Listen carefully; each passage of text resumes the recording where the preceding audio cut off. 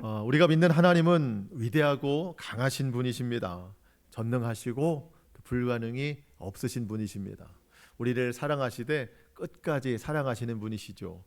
그 아들 예수 그리스도를 이 땅 가운데 보내주셔서 우리의 모든 죄를 대신하여 십자가에 달려 죽으심으로 우리를 구원하셨습니다. 그리고 약속하신 대로 성령님을 우리에게 보내주셔서 지금도 우리를 살피시고 도우시고 인도하십니다. 삼위일체 하나님이 지금도 이같이 우리 가운데 놀랍게 행하심을 우리는 믿죠.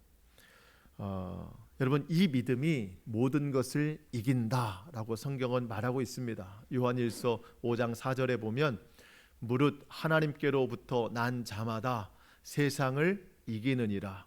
세상을 이기는 승리는 이것이니 우리의 믿음이니라. 여러분, 우리가 세상에서 승리할 수 있는 오직 한 가지는 믿음입니다. 믿음이 모든 것을 이긴다. 여러분 믿으시죠? 예. 근데 우리가 이 믿음은 있는데 이 믿음대로 살아가는 것은 매우 어렵더라는 겁니다. 참 모순된 말이 뭐냐면 우리가 믿는데 믿음이 없다는 거예요. 믿는데 믿음이 없다. 믿음이 없어서 여러분 우리는 절망하기도 하고 낙심도 합니다. 믿기는 믿는데 또 믿음이 없어서 두려움과 불안에 또 염려와 근심에 휩싸이기도 합니다.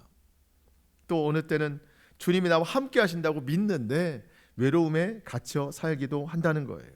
참 거기에서 헤어나오기가 참 어렵습니다. 이것이 우리의 공통된 믿음의 어떤 현실이죠. 여러분, 영적 침체를 겪는 자에게는요, 그 어떤 것도 힘이 되지 않아요. 말씀도 안 들어오고 예배나 기도도 잘 안 되고 아무것도 기억이 잘 안 남습니다. 그래도 그런 순간에라도 우리가 단 한 가지 꼭 기억해야 될 네 글자가 있다면 그것은 임마누엘입니다. 임마누엘. 하나님이 나와 함께 하신다. 정말 이 고통의 순간에도 하나님이 나와 함께 하신다. 그것만큼은 꼭 기억해야 됩니다. 여러분, 예수님의 다른 이름이 임마누엘입니다. 왜? 보이지 않는 하나님이 보이는 사람의 형상으로 이 땅에 내려오셔서 나와 함께 하심을 보여주시기 위해서. 마태복음 1장 25절에 보라, 처녀가 잉태하여 아들을 낳을 것이요 그의 이름은 임마누엘이라 하리라 하셨으니 이를 번역한즉 하나님이 우리와 함께 계시다 함이라. 예수님의 이름은 임마누엘입니다. 하나님이 나와 함께 계시다. 그 예수님께서 십자가에 달려 죽으시고 부활하신 다음에 하늘로 오르시고 약속하신 성령을 우리 가운데 보내주셨습니다. 성령이 오신 이유도 한 가지예요. 임마누엘 하시기 위해서. 하나님이 나와 늘 함께 하시기 위해서 성령으로 우리 가운데 찾아오셨다는 겁니다. 그런 의미로 제가 묵상하다가 내린 결론 중에 하나가 뭐냐면, 여러분, 하나님께서 저와 여러분을 이 세상에 태어나게 하신 이유가 뭘까? 바로 우리와 함께 하시기 위해서입니다. 하나님이 나와 함께 하시고 싶어서 우리를 이 땅에 태어나게 하셨다는 거예요. 언제 그 계획을 세우셨을까요? 여러분의 부모님이 결혼할 때쯤 세우셨을까요? 아니죠. 우리의 부모님이 결혼할 때가 아니라 태초부터예요. 에베소서 1장 4절에 보면 곧 창세 전에, 세상을 만드시기 전에 그리스도 안에서 우리를 택하사. 참 오래된 일이죠. 우리를 계획하셨어요. 그리고 우리로 사랑 안에서 그 앞에 거룩하고 흠이 없게 하시려고 그 기쁘신 뜻대로 우리를 예정하사 예수 그리스도로 말미암아 자기의 아들들이 되게 하셨으니 하나님이 우리를 하나님의 자녀 삼아 주셨다는 겁니다. 6절 이는 그가 사랑하시는 자 안에서 우리에게 거둬주시는 바 그의 은혜의 영광을 찬송하게 하려는 것이라. 하나님께서 창세전부터 저와 여러분을 계획하시고 이 땅에 이제 태어나게 하신 거죠. 왜? 우리와 함께 하시려고. 나와 너무 함께 하고 싶으셔서 우리 이 땅에 태어나게 하셨고 지금도 성령 안에서 그 약속을 이루어 가고 계신다는 겁니다. 우리가 해야 될 것, 그 앞에서 주를 찬송하게 하려 함이라. 네. 우리가 주님을 찬송해야 되는 겁니다. 여러분, 우리가 살아가는 삶의 근본적인 이유가 몇 가지가 있을 텐데 그 중에 저는 대표적인 것이 임마누엘이라고 생각해요. 하나님이 나와 함께 하시는 것을 기억하는 거. 그리고 또 한 가지, 하나님도 나와 함께 하시기를 원하시는구나. 하나님도 나와 함께 하시기를 원하시는구나. 여러분, 특별히 우리 삶에 불안과 두려움이 찾아올 때가 있습니다. 근심과 염려가 찾아올 때가 있습니다. 또 혼자 외로움이라는 슬픔 속에 싸워나갈 때도 있습니다. 그때마다 여러분, 우리에게 힘이 되는 이름을 선포해야 됩니다. 임마누엘, 임마누엘. 하나님이 나와 함께 하신다. 여러분, 낙심과 절망은 우리가 서 있을 자리가 아닙니다. 두려움과 불안은 마음속에 엄습해 올 수는 있지만 그것에게 우리 자리를 내어주면 안 됩니다. 여러분, 우리의 주인은 예수님이라고 우리 고백하잖아요. 그런데 마귀는 우리 마음속에 다른 것들로 주인 삼으려고 자꾸 집어넣어요. 여러분, 근심과 두려움, 불안함, 이게 찾아올 때 이게 내 마음의 주인 노릇하려고 계속 들어오거든요. 그때 임마누엘을 선포하면서 물리쳐야 되는 겁니다. 근데 물리치지 않고 자꾸 두려움과 낙심, 절망을 내 마음에 두잖아요. 그럼 그게 주인 노릇하는 거예요. 여러분, 참 이상한 것은요, 어린아이가 엄마 아빠가 눈에 안 보이면 울어요. 왜 울죠? 불안하니까 우는 거예요. 마치 엄마 아빠가 주인인데 없으니까 우는 거예요. 여러분, 예수님이 내 마음에 없으면은요, 우리는 근심해요. 주인이 없으니까. 근데 슬픔과 두려움과 근심이 내 마음의 주인으로 찾아오잖아요. 그럼 그 주인이 없으면 더 슬퍼져요. 이상하죠.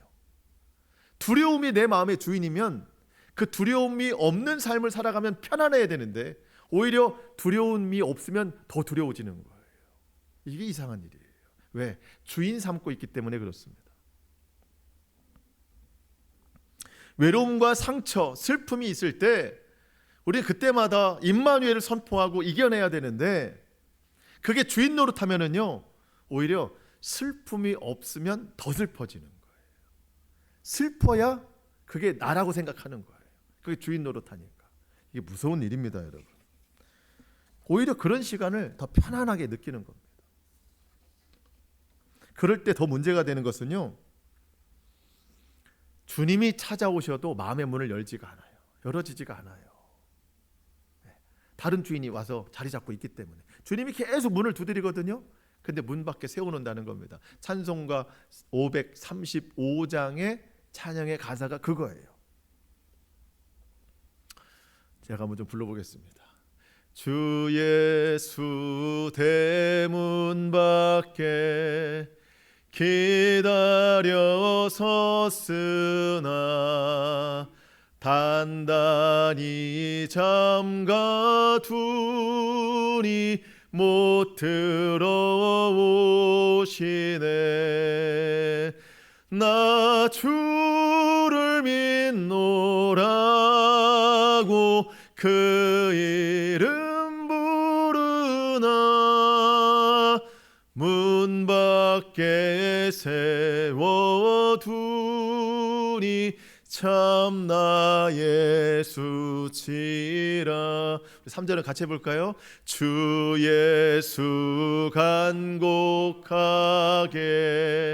권하는 말씀이 내 죄로 죽은 나를 너 박대할 소냐. 나 죄를 회개하고 곧 문을 엽니다. 드셔서 좌정하사 떠나지 마소서. 여러분, 외로움에 갇혀 있을 때 주님이 계속 문을 두드리시거든요. 그때 마음의 문을 열어야 됩니다.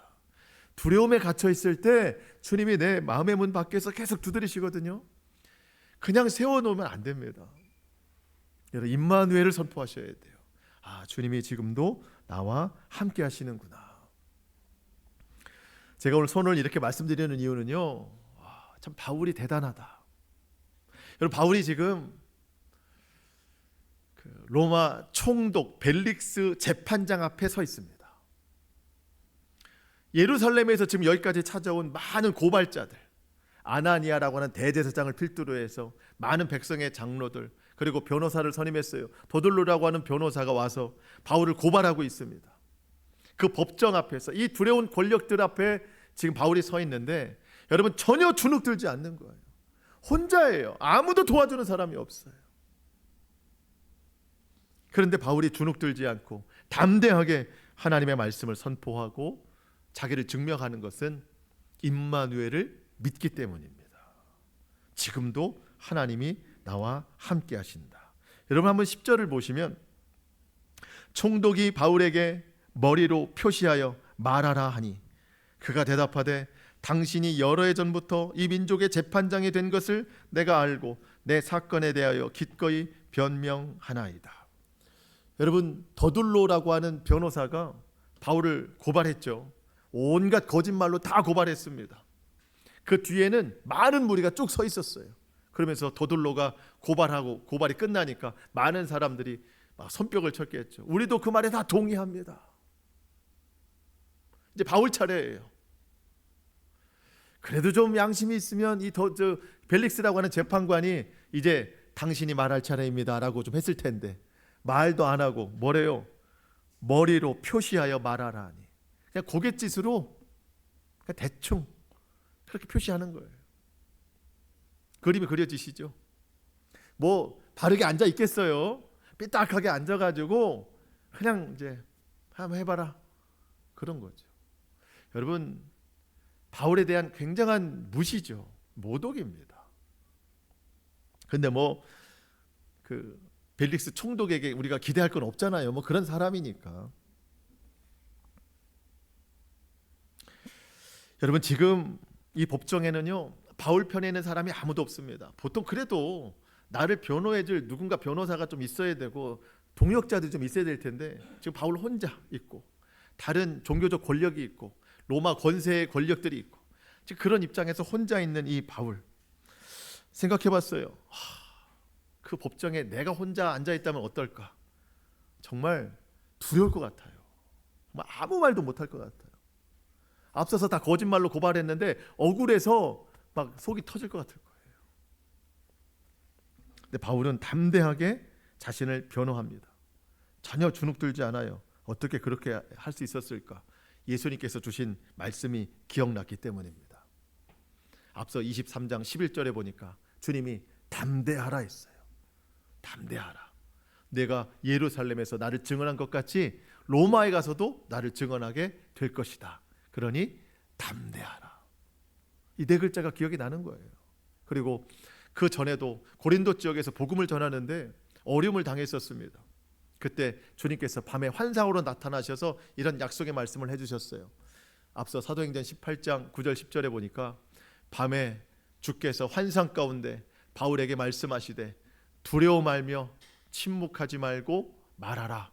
내가 너와 함께 있음에 어떤 사람도 너를 대적하여 해롭게 할 자가 없을 것이니 이는 이 성중에서 내 백성이 많음이라 하시더라.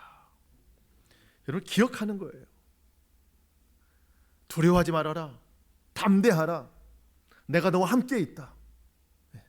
바울은 이 말을 계속 기억하는 거예요. 그리고 지금 이 벨릭스 이 법정에서도 주님이 나와 함께 하신다, 기억하는 것이죠. 그랬더니 담대하게 자기를 변호할 수 있었던 겁니다. 여러분, 우리가 이런 자리에 있을 상황은 거의 없지만 이와 같은 혼자라고 느껴지는, 갇혀있는 듯한 그런 상황에 내몰릴 때는 정말 많습니다. 바울이 지금 거짓말로 다 고발당하고 있잖아요. 여러분, 그런 경 많이 있으실 거예요. 누가 나에게 거짓으로 막 말할 때, 험담하고 모욕적인 말들을 할 때. 그리고 이 벨릭스가 변호할 기회를 주는데 정중하게 얘기하는 것도 아니고 그냥 머릿짓으로 말하듯이, 여러분 누군가 나를 대하는데 무시하는 투로 대하는, 머릿짓으로 대하는 그런 일들도 우리는 많이 경험합니다. 얼마나 속상해요. 얼마나 답답해요. 그렇다고 다툼이나 언쟁이 답은 아닙니다. 거기서 내가 싸워서 이긴다고 그 진정한 승리도 아닌 거예요. 여러분 마음에 분노가 올라오죠. 거기까지는 뭐 어쩔 수 없어요. 우리도 다 감정이 있는 사람이니까. 근데 여러분 마음에 올라오는 분노의 감정보다도 우리가 더 먼저 기억하고 선포해야 될 게 있습니다. 그 이름이 바로 임마누엘이에요. 하나님, 지금 이 답답한 순간에도, 막막한 순간에도 저는 주님이 나와 함께 하심을 믿습니다. 주님이 주시는 마음의 평안을 지켜야 돼요. 그리고 그 순간 성령님이 주시는 지혜로 말할 수 있어야 된다는 겁니다. 여러분 꼭 기억하십시오. 이런 상황에 임마누엘, 주님이 나와 함께 하신다.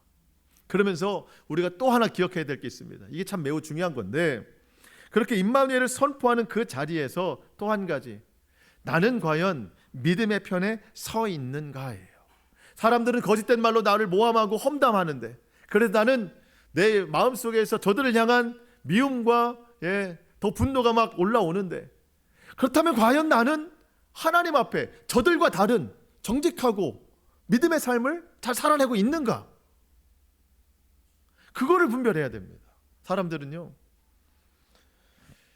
자기 자신을 잘 못 봐요. 남만 봐요. 남의 잘못만 봅니다. 그런 상황일수록 더더욱 나를 못 봐요. 근데 여러분 성령의 사람은요, 그 순간 성령님이 함께 하신다는 것을 믿기도 하지만 그 성령님을 통해서 나는 어떤가를 돌아보게도 한다는 거예요. 여러분 이게 매우 중요합니다. 그래서 막 그 남이 막 나를 모함하고 거짓으로 하고 막 무시할 때 임마누엘, 성령님이 나와 함께 하심을 믿습니다 할 때 성령님께서 그래, 내가 너와 함께 하지만 너도 너를 좀 봐라, 이렇게 우리에게 말씀하실 수도 있다는 거예요. 우리는 우리를 봐야 됩니다. 그게 정말 놀라운 변화고 감사한 일이죠. 자, 바울이 변호를 시작하는데요, 앞서 더둘로가 했던 것과 너무 다릅니다. 더둘로는요 얼마나 많이 아첨을 했는지 몰라요. 벨릭스 총독이요, 당신 때문에, 당신의 그 선견으로 인하여 우리에겐 많은 좋은 일들이 생겼습니다. 당신은 정말 대단한 통치자입니다 하면서 우리가 감사할 게 많습니다. 태평을 누리고 있습니다. 그런 아부를 많이 떨었죠. 근데 바울은 뭐 그러지 않습니다. 바울의 말을 시작하는 걸 보니까 앞서 10절에 당신이 여러 해 전부터 이 민족의 재판장이 된 것을 내가 알고 있습니다. 이제 내가 변명을 시작합니다. 그러니까 올바로 재판해라, 이제 그 뜻만 전달하는 겁니다. 그러면서 바울이 변호를 하는데요, 11절로 13절, 당신이 아실 수 있는 바와 같이 내가 예루살렘에 예배하러 올라간 지 열 이틀밖에 안 되었고, 그들은 내가 성전에서 누구와 변론하는 것이나 회당 또는 시중에서 무리를 소동하게 하는 것을 보지 못하였으니 이제 나를 고발하는 모든 일에 대하여 그들이 능히 당신 앞에 내세울 것이 없나이다. 우리 지난주에 이제 살펴본 것이 더둘로라고 하는 변호사가 바울을 고발하는데, 저 사람은 전염병 같은 사람이다. 저 사람은 모든 흩어진 유대인들에게 소요를 일으키는 사람이다. 좀 더 쉽게 풀어보면 그거죠. 저 사람은 유대인들을 선동해서 로마에 대항하려고 하는, 사실 종교 죄인이 아니라 정치범이다, 이걸 얘기하고 싶은 거예요. 모든 사람을 소동해서 로마에 대항하려고 했다. 그게 이제 고발 사유인데, 바울이 얘기하는 것은요, 내가 예루살렘에 올라간 지 열 이틀밖에 안 됐다. 12일밖에 안 됐는데 내가 거기에 가서 하나님을 예배하고 정결례를 갖고 하는 시간만 해도 그 시간인데, 누가 거기서 소요를 일으킬 만큼 다른 사람을 내가 소동할 수 있는 시간들이 있었겠느냐. 그런 시간은 없었다. 그리고 내가 그렇게 했다고 하는데 아무도 그것을 본 사람이 없으니 이 고발하는 사람들이 내세울 것이 아무것도 없다라고 이야기를 하는 겁니다.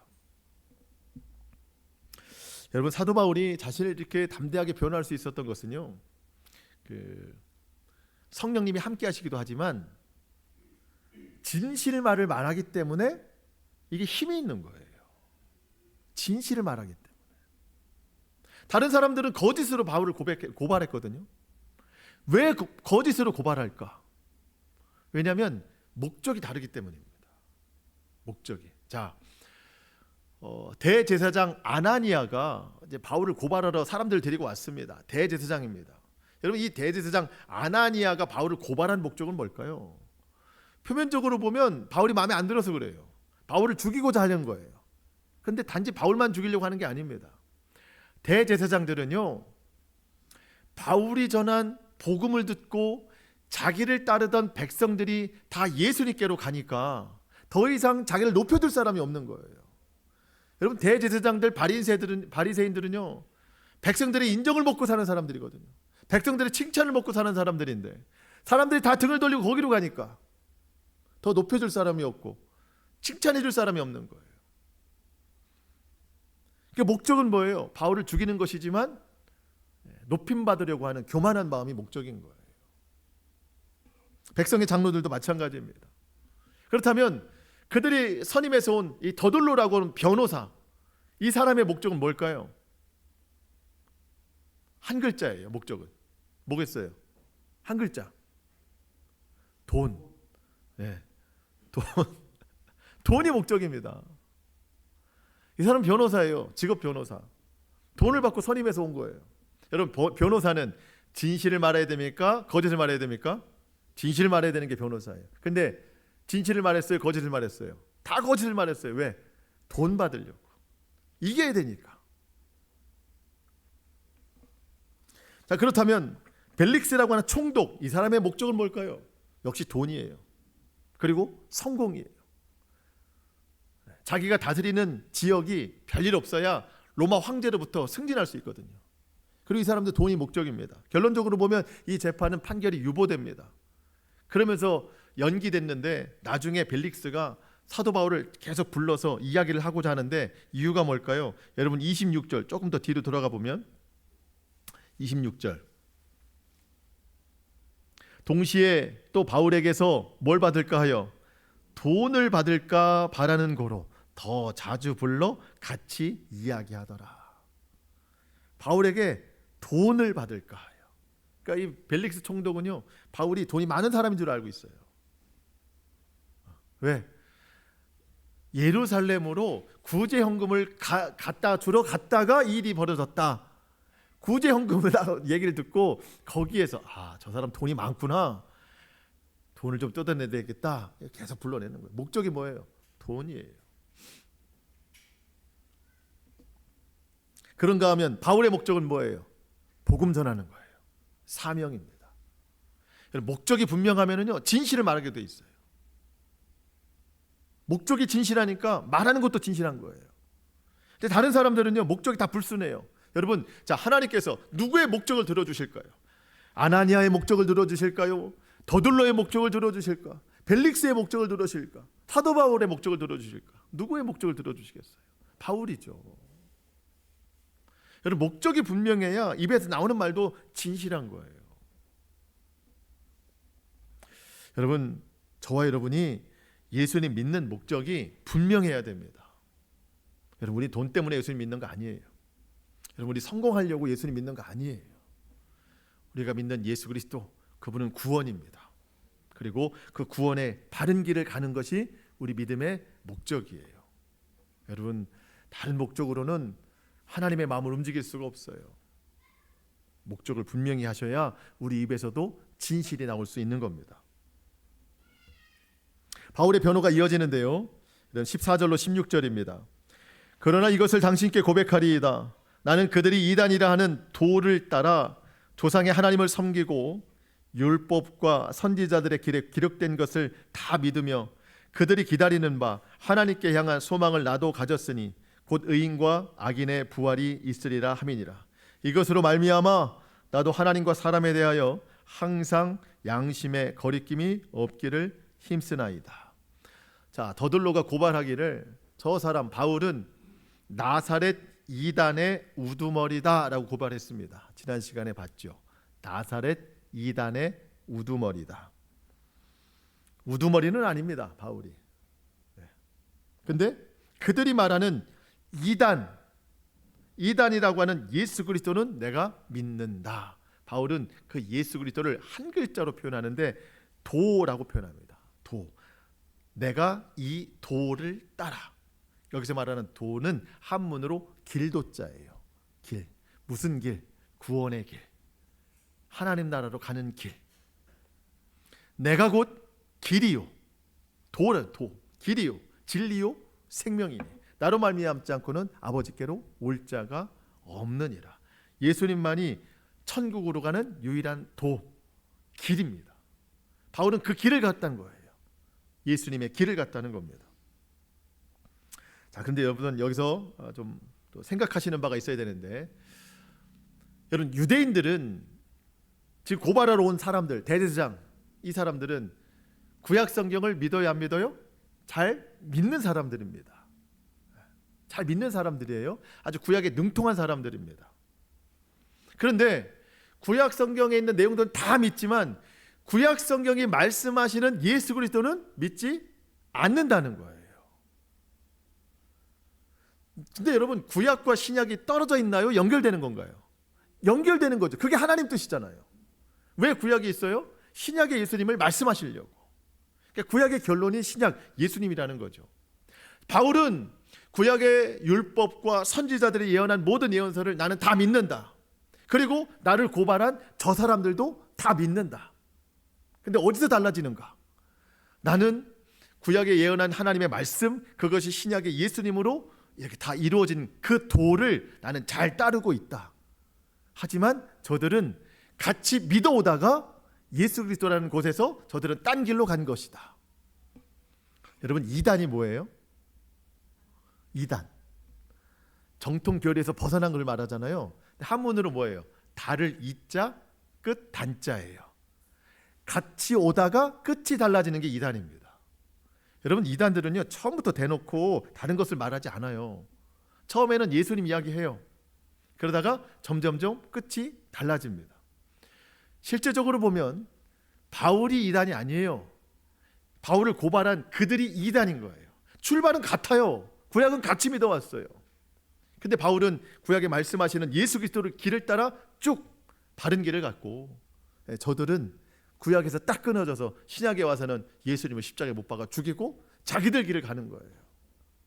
자기 의의 길, 외식의 길, 회칠한 무덤의 길, 겉만 그럴듯하고 속으로는 뼈가 가득한 그런 길을 가고 있는 거죠. 여러분, 그게 이단입니다. 쭉 같이 오다가 달라지는 거. 여러분, 교회 밖에 이단들 굉장히 많잖아요. 뭐 주일날에도 우리가 밖을 나가 보면은요 여전히 이단들이 많이 서 있어요. 여러분, 이단 조심하셔야 됩니다. 괜히 이단들하고 말하지 마세요. 이단들은 상대할 수가 없어요. 아주 교육을 많이 받았기 때문에. 근데 여러분, 그 교회 밖에 있는 이단보다 더 무서운 이단이 있거든요. 그 이단이 어디 있냐면 우리 마음에 있는 이단이에요. 우리 마음에 있는 이단. 이단이 뭐라고요? 같다가 달라지는 겁니다. 여러분, 우리가 예수님을 믿는 믿음의 시작은 다 같아요. 다 좋아요. 다 뜨거워요. 다 본질이고 다 성경이에요. 근데 예수님을 믿으면 믿을수록 그 길을 쭉 가야 되는데, 그 도를 따라 가야 되는데 점점점 내 욕심의 길로 빠지고 내 정욕의 길로 빠지고 형식적인 믿음으로 빠지고, 이게 이단인 거예요. 여러분, 우리 마음의 이단을 정말 조심해야 됩니다. 그 길을 처음부터 끝까지 계속 가야 되는 것이 바른 믿음인 거예요.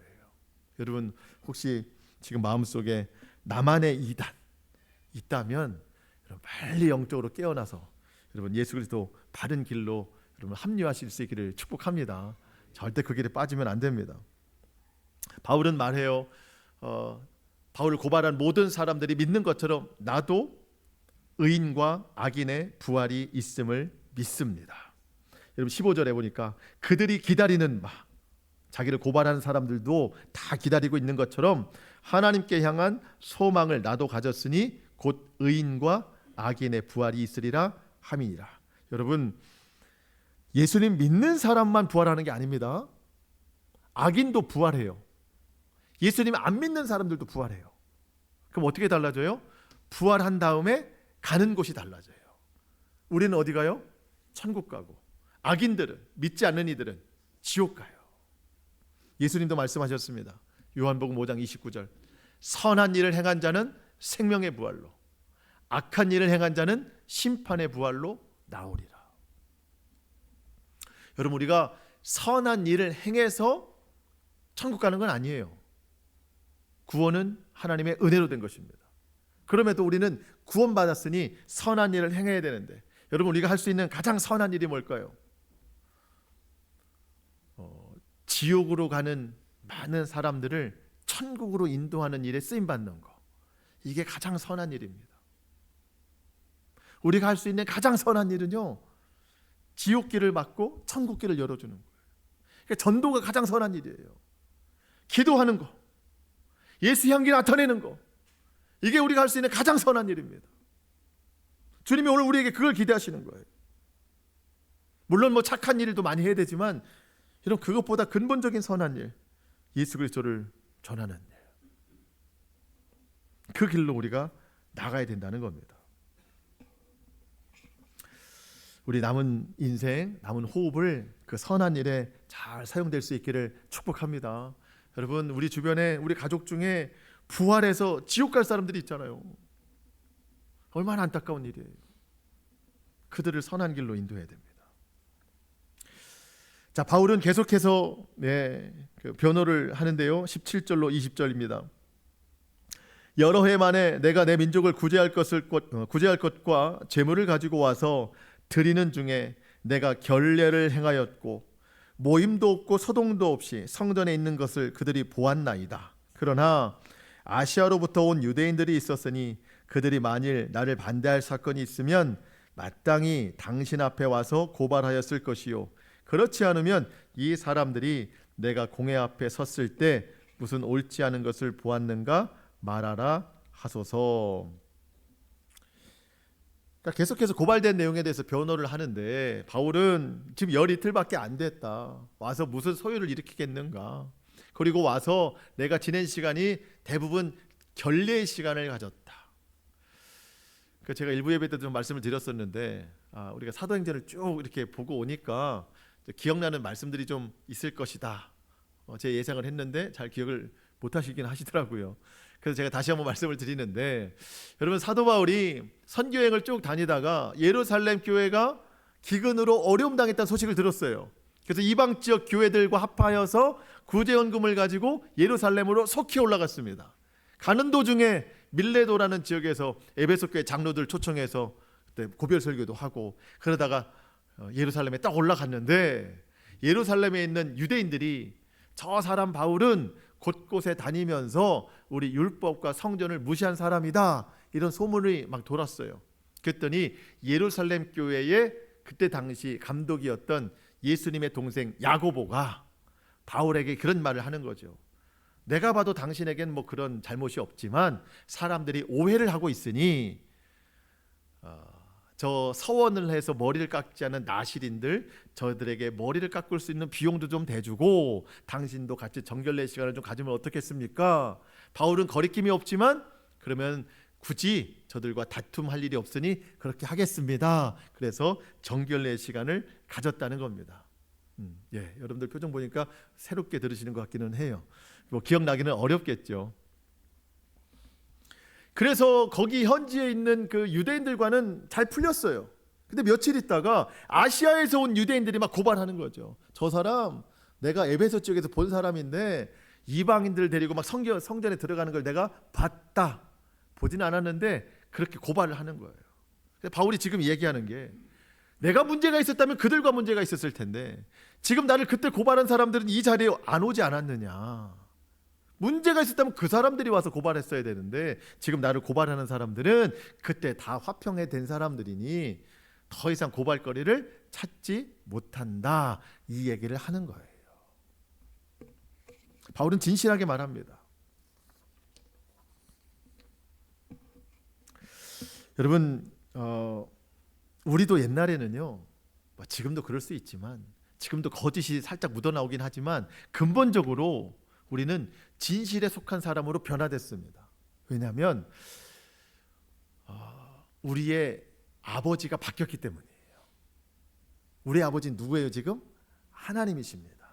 근데 하나님 아버지가 되기 전에 우리의 아버지는 거짓이었다는 거예요. 마귀였다는 겁니다. 예수님이 그걸 이야기하고 있습니다. 요한복음 8장 44절에 예수님께서 바리새인들, 오늘 예수님 앞 지금 사도 바울을 고발하는 사람들에게 하는 말씀이에요. 너희는, 바리새인들은 너희 아비 마귀에게서 났으니 너희 아비의 욕심대로 너희도 행하고자 하느니라.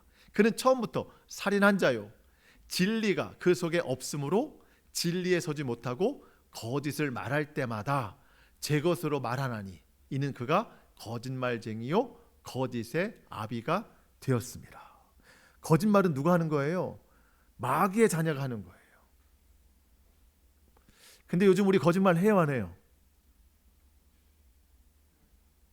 안 하려고 하는데 문득문득 나옵니다. 그때마다 우리 생각해야 돼요. 내가 아직도 거짓에 속해 있구나. 내가 완전히 지금 하나님의 자녀로 살지 않고 있구나. 아버지는 하나님 맞는데 내가 그 자녀로서 삶을 살아내지 못하고 있구나. 여러분, 거짓은 마귀 거예요. 그래서 여러분, 상습적으로 내가 일부러 거짓말하는 거는요, 난 마귀의 자녀야 라고 하는 걸 내가 증명하는 거예요. 그래서 절대 여러분 거짓으로 살면 안 됩니다. 거짓말해서도 안 돼요. 그건 마귀 거예요. 하지만 대놓고 거짓말을 안 해도 문득문득 내 입에서 거짓말이 나올 때가 있어요. 그건 마귀가 계속 유혹하는 거예요. 내 자녀가 되라고. 그때마다 우리 정신 차려야 돼요. 습관적으로 나오는 이 거짓 또 하면 안 된다. 그때 뭘 외쳐야 돼요? 임마누엘, 지금 주님이 나와 함께 하시고 나를 보고 계신다. 거짓말한 거 회개하시고 진실을 말할 수 있도록. 여러분, 진리 안에 거하는 자는요, 진실을 말할 수 있어야 되는 거예요. 내가 하나님의 자녀이기 때문에. 마지막으로 참 하나님의 놀라운 지키심과 보호하심을 보고 마치려고 하는데요, 여러분 22절로 23절입니다. 우리 같이 한번 읽어보겠습니다. 시작. 벨릭스가 이 도에 관한 것을 연기하여 이르되 천부장 루시아가 내려오거든 너의 일을 철결하리라 하고 백부장에게 명하여 바울을 지키되 자유를 주고 그의 친구들이 그를 돌보아 주는 것을 금하지 말라 하니라. 아멘. 자, 바울의 변호까지 다 들었는데 이 총독 재판장 벨릭스가 이 재판을 연기하겠대요. 결과를 유보시킨다는 겁니다. 오늘 내리지 않겠다는 거예요. 그 언제까지 할 거냐? 천부장 루시아가 여기까지 오면 그때 이 결론을 내겠다는 겁니다.